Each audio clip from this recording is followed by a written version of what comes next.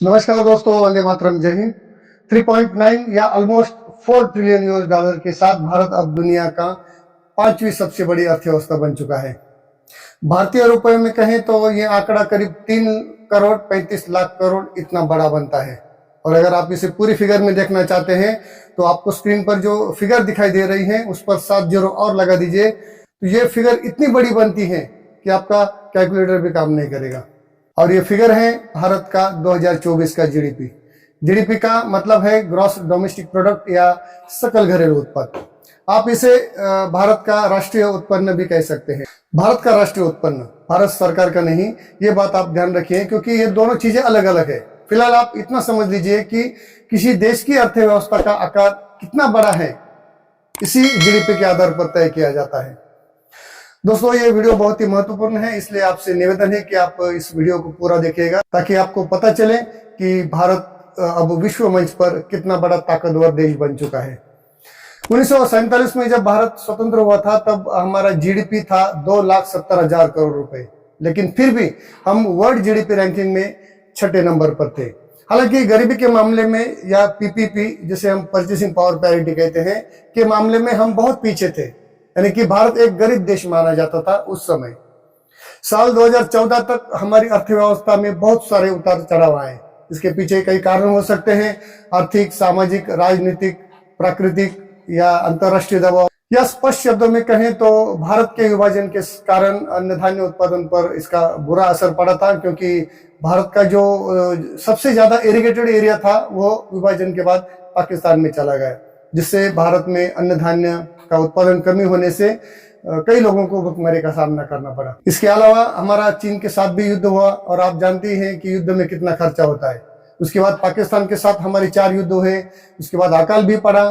फिर 1975 में जब हमने परमाणु परीक्षण किया तो कुछ अंतर्राष्ट्रीय स्तर पर भारत के ऊपर कुछ इकोनॉमिक सैंक्शन भी लगाए गए।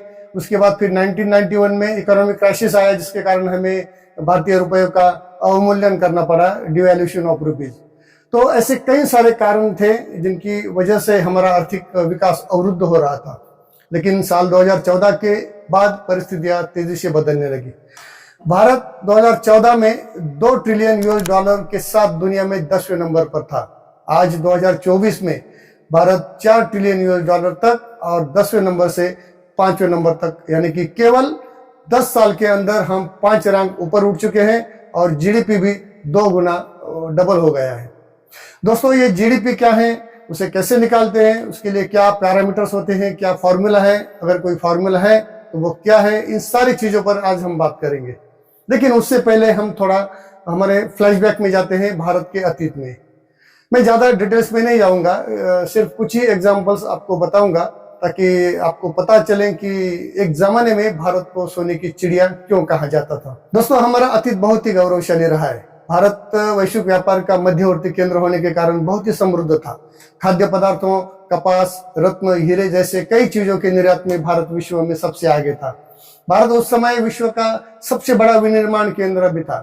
दुनिया के जीडीपी में भारत का हिस्सा करीब 35 से 40% हुआ करता था।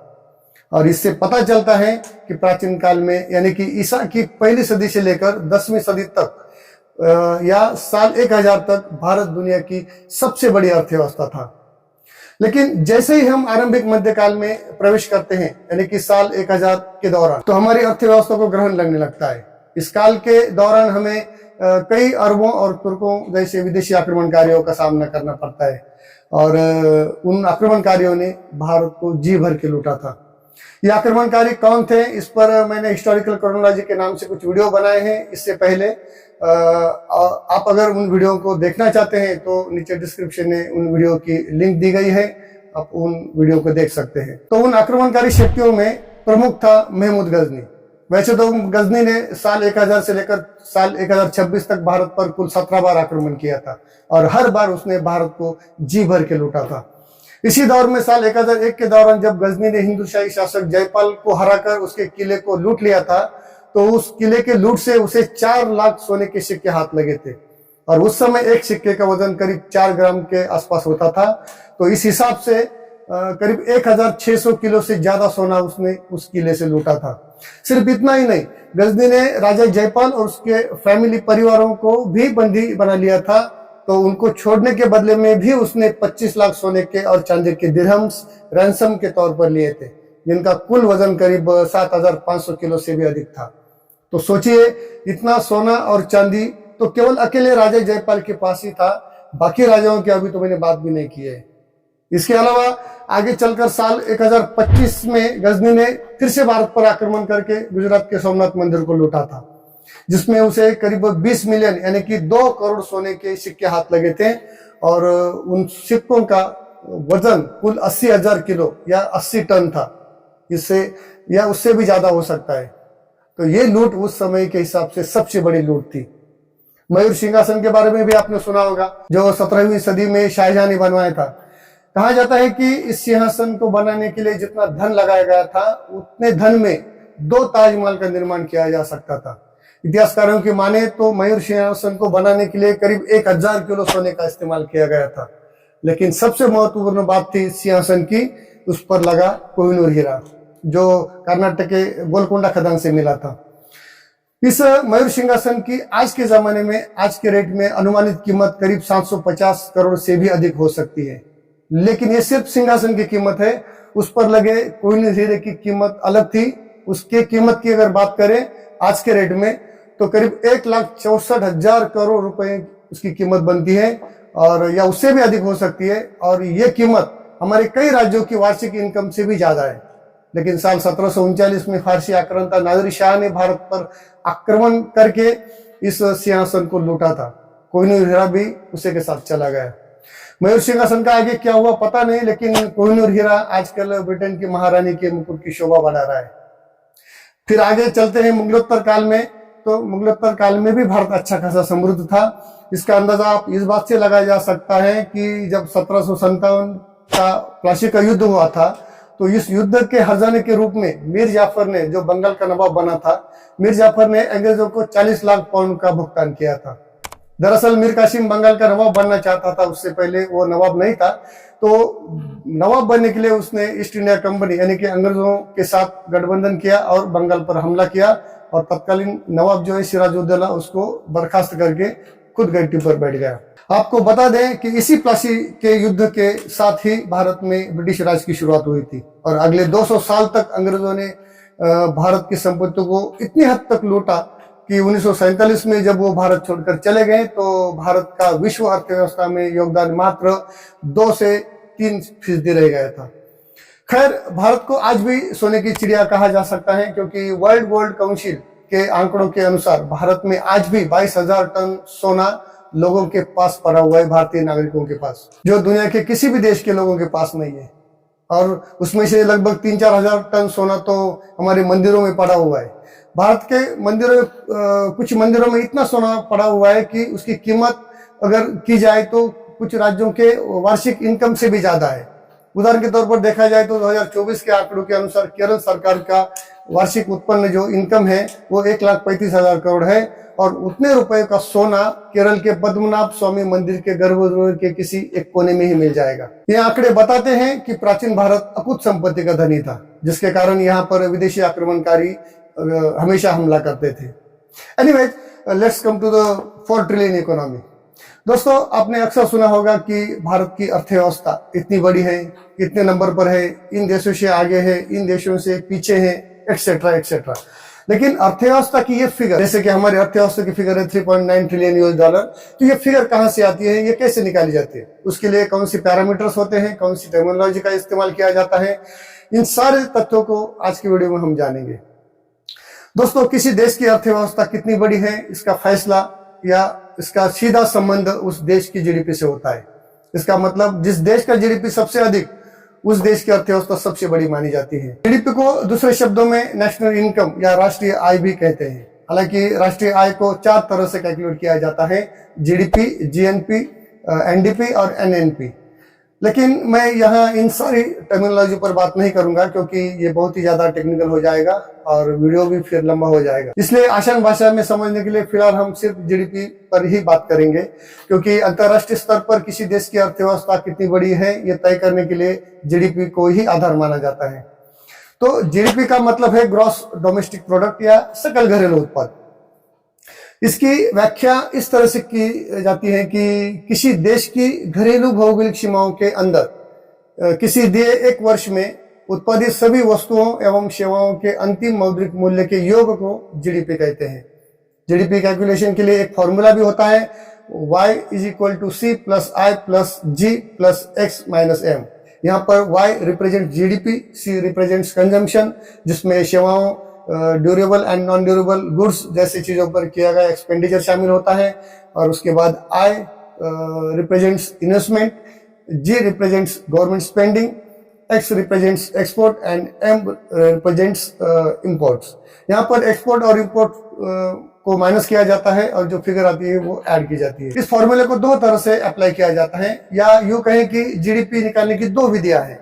एक है नॉमिनल जीडीपी और दूसरा है रियल जीडीपी। जो जीडीपी चालू कीमतों के आधार पर निकाला जाता है उसे नॉमिनल जीडीपी कहते हैं, जिसे अर्थव्यवस्था की भाषा में जीडीपी एट करंट प्राइस कहा जाता है। और जो जीडीपी कांस्टेंट प्राइस या बेस ईयर की कीमतों के आधार पर निकाला जाता है उसे रियल जीडीपी कहते हैं। इसका सीधा सा मतलब यह है कि वस्तुओं और सेवाओं का मौद्रिक मूल्य दो तरह से तय किया जाता है, एक चालू कीमतों के आधार पर और दूसरा बेस ईयर या स्थिर कीमतों के आधार पर। यहाँ पर बेस ईयर का मतलब है कि कोई भी एक वर्ष चुना जाता है और उस वर्ष में वस्तुओं और सेवाओं की जो कीमतें थी उन्हीं कीमतों को प्रमाण मानकर आगे आने वाले 8-10 सालों तक जीडीपी निकाला जाता है। फिलहाल हमारा बेस ईयर जो है वो 2011-12 का है, मतलब 2024 का अगर जीडीपी निकालना है बेस ईयर प्राइस पर तो वो 2011-12 कीमतों को आधार माना जाएगा। फिलहाल हमारा जीडीपी जो है वो नॉमिनल जीडीपी है, जो जिस हम 4 ट्रिलियन की बात कर रहे हैं वो नॉमिनल जीडीपी है, यानी कि चालू कीमतों के आधार पर। अच्छा, ये जीडीपी में कौन कौन सी वस्तुएं और सेवाएं शामिल होती है? तो जीडीपी निकालने के लिए जिन वस्तुओं और सेवाओं को हम गिनाते हैं उन्हें 3 भागों में विभाजित किया है, प्राइमरी सेक्टर, सेकेंडरी सेक्टर और टर्शियरी सेक्टर। प्राइमरी सेक्टर में अलाइड सेक्टर आते हैं, अलाइड सर्विसेज सेक्टर आते हैं, जिनमें शामिल है mining, raw material, fishing, dairy, forestry, agriculture and allied sector etcetera. Secondary sector में वह क्षेत्र आते हैं जो प्राइमरी सेक्टर में शामिल क्षेत्रों से प्राप्त मटेरियल पर प्रोसेसिंग करते हैं, जैसे कि manufacturing, electricity, gas, water supply, construction and other utility services. और तीसरा है सर्विस सेक्टर, जो ऊपर के 2 क्षेत्र जो हैं उनको अपनी सेवाएं प्रदान करता है, जैसे कि ट्रांसपोर्ट है, distribution, trade, hotels, communications, banking, insurance etcetera. और इन्हीं क्षेत्रों के विकास से भारत की अर्थव्यवस्था का आकार कितना होगा यह तय होता है। अगर सेक्टर वाइज कंट्रीब्यूशन की बात करें तो भारत के जीडीपी में सर्विस सेक्टर का योगदान 55% के साथ सबसे अधिक है। उसके बाद आता है औद्योगिक क्षेत्र, जिसका हिस्सा है करीब 27% और 17% योगदान के साथ कृषि और संलग्न क्षेत्र तीसरे नंबर पर आता है। इन क्षेत्रों में जितना अधिक डेवलपमेंट होगा हमारी अर्थव्यवस्था उतनी ही अधिक बड़ी होगी। तो अब इन क्षेत्रों में विकास हो रहा है, इसलिए भारत अब वैश्विक स्तर पर एक उभरती हुई अर्थव्यवस्था या सस्टेनेबल डेवलपमेंट के रूप में सामने आ रहा है। अब सवाल है कि भारत अगर दुनिया की 5वीं सबसे बड़ी अर्थव्यवस्था है तो ऊपर के 4 देश कौन से हैं, इस पर भी हम एक नजर डालते हैं। साल 2024 के आंकड़े के अनुसार 28.7 ट्रिलियन यूएस डॉलर के साथ अमेरिका पहले नंबर पर है, 18.5 ट्रिलियन यूएस डॉलर के साथ चाइना दूसरे नंबर पर है, 4.5 ट्रिलियन यूएस डॉलर के साथ जर्मनी तीसरे नंबर पर और 4.1 ट्रिलियन यूएस डॉलर के साथ जापान चौथे नंबर पर है, और उसके बाद 3.9 ट्रिलियन यूएस डॉलर के साथ भारत 5वें नंबर पर है। दूसरी ओर हमारे देश की तुलना हमेशा पड़ोसी देश पाकिस्तान, चीन और बांग्लादेश से भी की जाती है, तो उनका जीडीपी क्या है इस पर भी एक नजर डालते हैं। चीन का जीडीपी तो अभी हमने देख लिया 18.5 ट्रिलियन यूएस डॉलर, लेकिन पाकिस्तान का जीडीपी है 1.9 ट्रिलियन यूएस डॉलर और बांग्लादेश का जीडीपी है 0.4 ट्रिलियन यूएस डॉलर। और ये दोनों देश भारत के इतने पीछे हैं कि टॉप 20 देशों के लिस्ट में भी ये कहीं पर नजर नहीं आते। भारत की इस विकास दर को देखते हुए जीडीपी के मामले में हम तीसरे नंबर पर तो आसानी से पहुंच सकते हैं, लेकिन दूसरे नंबर पर पहुंचने के लिए हमें काफी मेहनत और इंतजार करना पड़ेगा, क्योंकि हमें दूसरे नंबर पर आने के लिए चीन से आगे निकलना होगा। और चीन का जीडीपी फिलहाल 18.5 ट्रिलियन यूएस डॉलर है और हमारा 4 ट्रिलियन यूएस डॉलर। तो बेशक फासला बहुत बड़ा है, इसलिए वहां तक पहुंचना थोड़ा मुश्किल हो सकता है, लेकिन नामुमकिन नहीं, क्योंकि जिन 5 देशों के जीडीपी की हम बात कर रहे हैं उनमें एक इंटरेस्टिंग फैक्ट है, और ये वही फैक्ट है जो हमें तीसरे नंबर पर पहुंचने में मदद करेगा, और वो फैक्ट है एनुअल जीडीपी ग्रोथ रेट। इन 5 देशों का एनुअल जीडीपी ग्रोथ रेट अगर देखा जाए तो उनमें भारत का एनुअल जीडीपी ग्रोथ रेट बाकी 4 देशों में सबसे अधिक है।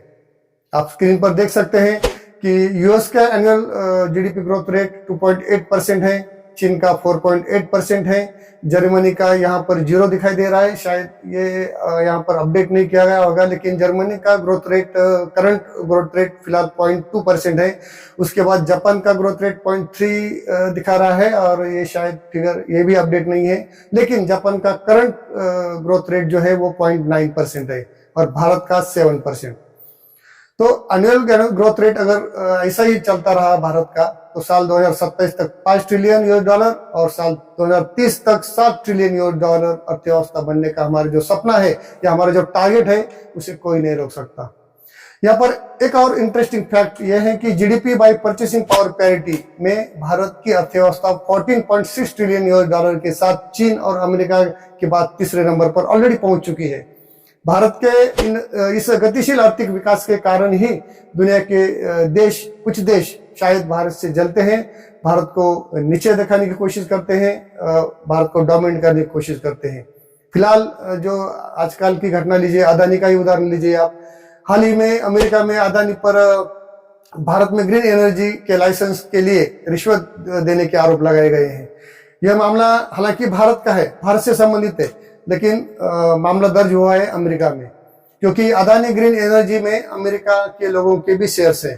हालांकि अभी तक अमेरिका अदालत ने अदानी पर कानूनी गिरफ्तारी की कोई बात नहीं की है, बल्कि सिर्फ एक्सप्लेनेशन कॉल किया है। लेकिन भारत में कुछ लोग अदानी को गिरफ्तार करने की मांग कर रहे हैं, लेकिन ऐसी मांग करने वाले लोगों को एक बात समझ में नहीं आ रही कि अदानी पर केवल आरोप लगने से ही अदानी के शेयर्स इतने नीचे गिर गए थे कि शेयर होल्डरों को करीब 2 लाख करोड़ का नुकसान हुआ है। अदानी को अगर गिरफ्तार किया गया तो शेयर्स में इतनी नीचे गिरावट आएगी कि आप सोच भी नहीं सकते कि नुकसान कितना बड़ा होगा। और ये नुकसान केवल अदानी का नहीं होगा, उन तमाम लोगों का जो आम लोग हैं, वो उन तमाम आम लोगों का नुकसान होगा, लाखों करोड़ों रुपए का नुकसान होगा जिन्होंने अदानी के शेयर खरीद कर रखे हैं। वो सारे के सारे लोग बर्बाद हो जाएंगे। सिर्फ इतना ही नहीं, भारत के विकास पर भी इसका बुरा असर पड़ेगा, क्योंकि अदानी इंडस्ट्रीज ज्यादातर इंफ्रास्ट्रक्चर क्षेत्र में काम करती है। ऐसे में हमारा इंफ्रास्ट्रक्चरल डेवलपमेंट का जो काम है वो ठप हो जाएगा। लेकिन इसका मतलब ये नहीं कि अदानी की गलतियों को माफ किया जाए या नजरअंदाज किया जाए। अगर अदानी दोषी पाया जाता है तो उस पर कार्रवाई जरूर होनी चाहिए। भारतीय कानून के मुताबिक केवल आरोप लगने से किसी को जेल में नहीं डाला जाता, उसके ऊपर इंक्वायरी बैठती है। इंक्वायरी में अगर वो दोषी पाया जाता है तब उसको सजा मिलती है। अमेरिकी अदालत ने अदानी को जेल में डालने की कोई बात नहीं कही है, उनसे सिर्फ स्पष्टीकरण या एक्सप्लेनेशन कॉल किया है। इससे पहले भी हिंडनबर्ग नाम के एक संस्था ने अदानी पर स्टॉक मैनिपुलेशन के आरोप लगाए थे, आप जानते हो। दरअसल हिंडनबर्ग शेयर मार्केट में एक शॉर्ट सेलिंग का काम करती है, इसलिए वो किसी बड़ी कंपनी पर झूठे आरोप लगाकर पहले उनके शेयर्स को गिराती है, फिर उन गिरे हुए शेयर्स को, सस्ते शेयरों को खरीदती है, फिर बाद में उन्हें जब कीमतें बढ़ती हैं तो बाजार में बेचती है। लेकिन अदानी पर यह आरोप लगाने के बाद आगे क्या हुआ हिंडनबर्ग का सबको पता है। एनीवेज, ये हमारे आज के वीडियो का मुद्दा नहीं था, लेकिन कहने का मतलब सिर्फ इतना ही है कि कैसे भारत की अर्थव्यवस्था को नुकसान पहुंचाने के लिए अंतरराष्ट्रीय स्तर पर एक इकोसिस्टम काम कर रहा है। ये हमें समझने की जरूरत है। दोस्तों, एक जमाना था जब अंतरराष्ट्रीय दबाव के कारण बड़े और कड़े फैसले भारत नहीं ले पा रहा था, जिसके कारण भारत की आर्थिक प्रगति बहुत ही धीमी गति से हो रही थी। लेकिन आज का भारत वो पुराना वाला भारत नहीं रह गया है जो कभी इन ताकतवर देशों के दबाव में आकर बड़े आर्थिक फैसले नहीं कर पाता था। भारत जब भी आर्थिक विकास की दृष्टि से कुछ बड़े फैसले करने की कोशिश करता, तो ये तथाकथित ताकतवर देश भारत पर इकोनॉमिक सैंक्शंस लगाने की धमकी देकर भारत पर दबाव बनाने की कोशिश करते थे, लेकिन अब ऐसा नहीं हो रहा है। अब आज का भारत एक नया भारत है जो आर्थिक नीतियों में बड़े और कड़े फैसले भी ले रहा है और उन फैसलों को समर्थन करने के लिए दुनिया को मजबूर भी कर रहा है। लेकिन हमें इतने में खुश होने की जरूरत नहीं है, क्योंकि हमें अभी बहुत लंबा सफर तय करना है। या सीधे शब्दों में कहें तो आज भले ही हमारी अर्थव्यवस्था $4 ट्रिलियन तक पहुंच गई है और जीडीपी ग्रोथ रेट बाकी 4 देशों से आगे है, लेकिन जीडीपी पर कैपिटा के मामले में अभी भी हम बहुत पीछे हैं बाकी देशों की तुलना में। जहां अमेरिका का जीडीपी पर कैपिटा $85,000 है, वहीं पर चीन का $13,000, जर्मनी का $54,000 और जापान का $33,000 है। वही भारत का जीडीपी पर कैपिटा मात्र $2,700 है, जो कि बहुत ही कम है। भारत अभी भी डेवलपिंग कंट्रीज के लिस्ट में शुमार है। हमें इससे बाहर निकलकर डेवलप्ड कंट्रीज के लिस्ट में आना है और इसके लिए हमें और अधिक मेहनत करने की जरूरत है। तो सबसे पहले जरूरी है कि हम आपसी झगड़े, देश के अंदर के जातिवाद से बाहर निकलकर हमारे अंदर एक राष्ट्र प्रथम का जज्बे का निर्माण करें, क्योंकि जब तक राष्ट्र प्रथम का जज्बा हमारे अंदर आएगा नहीं, तब तक हम ऐसे ही आपस में लड़ते रहेंगे जातिवाद के नाम पर। अगर ये देश ही नहीं रहेगा तो अपनी जाति लेकर कहाँ जाएंगे हम, है ना? तो हमें पहले देश के बारे में सोचना होगा। दोस्तों, भारत की संस्कृति का इतिहास हजारों साल पुराना है। इन हजारों सालों में कई देश विरोधी ताकतों ने भारत का शोषण करने की कोशिश की, भारत की पहचान मिटाने की कोशिश की। हालांकि ऐसा करने में वो कुछ हद तक सफल भी रहे, लेकिन वो भारतीय संस्कृति को, भारतीयों के जज्बे को कभी मिटा नहीं सके, कभी खत्म नहीं कर पाए। हर बार इन संकटों से निपटकर भारत नए सिरे से सामने आया है, नए सिरे से खड़ा रहा है और आगे भी ऐसा ही होता रहेगा। तो दोस्तों, आज के लिए इतना ही। जल्दी मिलेंगे अगले वीडियो में किसी नए मुद्दे के साथ। तब तक के लिए अनुमति दीजिए। आपसे अनुरोध है कि आप इस चैनल को देखते रहिए, वीडियो को लाइक करें, शेयर करें और हाँ, चैनल को सब्सक्राइब नहीं किया अभी तक तो चैनल सब्सक्राइब जरूर कीजिएगा। तो आपका बहुत बहुत धन्यवाद। नमस्कार दोस्तों, वंदे मातरम, जय हिंद।